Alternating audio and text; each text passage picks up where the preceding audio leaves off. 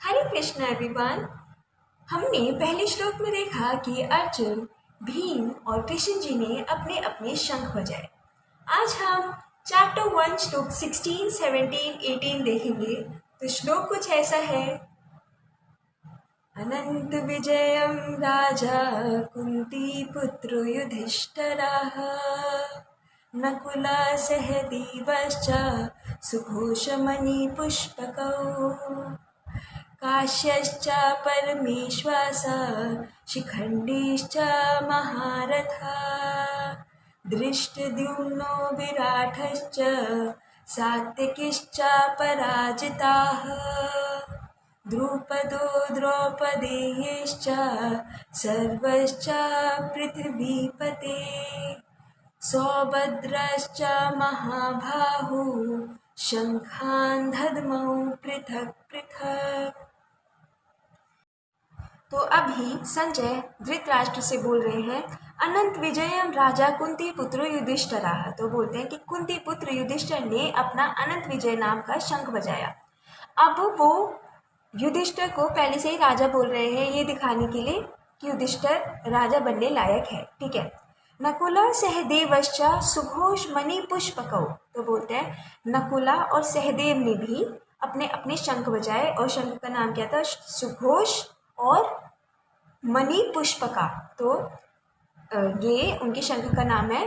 और फिर वो बहुत सारे वॉरियर्स गिनवाते हैं पांडवास की साइड में। तो वो क्या बोलते हैं? काश्यश्च परमेश्वासा शिखंडिश्च महारथा। तो बोलते हैं काश्यश्च किंग ऑफ काशी, शिखंडिश्च शिखंडी बोलते हैं वो। और शिखंडी एक महाभारत वॉर का एक बहुत इम्पोर्टेंट रोल वो प्ले करते हैं, क्योंकि शिखंडी का मेन पर्पस भीष्म पितामह को मारना था। ठीक है। तो शिखंडी और किंग ऑफ काशी ने अपना अपना शंख बजाया। फिर बोलते हैं धृष्टद्युम्न विराटश्च सात्विकिश्च पराजिता। तो बोलते हैं कि धृष्टद्युम्न, हमने धृष्टद्युम्न की बात की थी वर्स 3 और 4 में कि वो द्रुपद के पुत्र हैं और उनका जो मेन मोटिव था वो द्रोणाचार्य को मारना था। ठीक है। तो धृष्टद्युम्न ने भी अपना शंख बजाया। इधर किंग विराट एक किंग हैं, उनकी बात हो रही है। और उन्होंने, जो विराट थे, उन्होंने जब पांडवास का अज्ञातवास था तो पांडवास को शेल्टर दी थी और पांडवास की हेल्प की थी। ठीक है। बोलते हैं द्रुपदो द्रौपदीश्च सर्वेशा पृथ्वीपते। तो बोलते हैं कि द्रुपद ने भी अपना शंख बजाया। द्रुपद की हमने बहुत बात की थी वर्स 3 और 4 में। ठीक है। द्रौपदीश्च, तो द्रौपदी के जो 5 बेटे थे उन्होंने अपने अपने शंख बजाए। सर्वशाह पृथ्वीपते, सभी ने अपने शंख बजाए। पृथ्वीपते इधर धृतराष्ट्र को बोला जा रहा है। पृथ्वीपते मतलब किंग ऑफ अर्थ। तो पृथ्वीपते एक आयरॉनिकली बोल रहे हैं।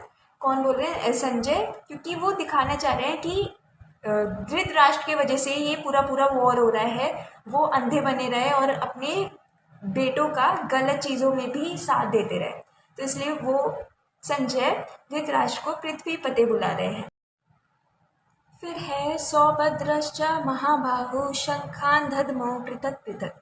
तो बोल रहे हैं कि सौभद्रा के जो पुत्र है, कौन है सुभद्रा का पुत्र? अभिमन्यु। उन्होंने अपना शंख बजाया। ठीक है। दद्मौ शंखान दद्मौ पृथक पृथक। तो बोल रहे हैं सबने एक एक करके अपने शंख बजाए। पृथक पृथक मतलब एक एक करके। तो इन सब वॉरियर्स ने एक एक करके अपने अपने शंख बजाए।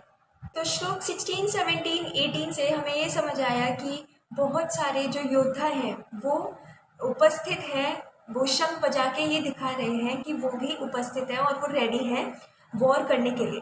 तो हमारे साथ भी कोई भी सिचुएशन हमारे साथ होती है तो योद्धा वो ही होता है जो उसे फेस करता है, जो लड़ता है।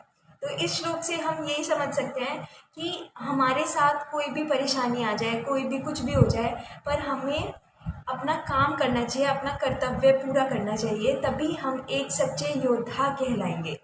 तो दैट वाज ऑल अबाउट श्लोक 16, 17, 18 of Bhagavad Gita.